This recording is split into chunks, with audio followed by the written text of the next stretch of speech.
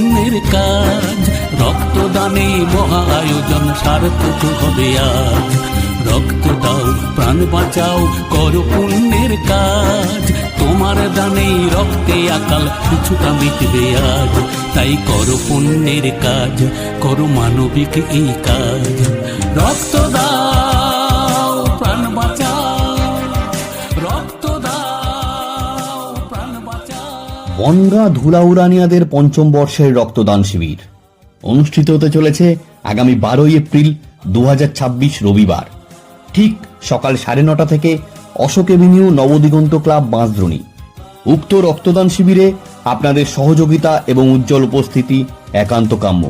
যোগাযোগ করুন 7278865586 এবং 8013127276 এই দুটি নম্বরে।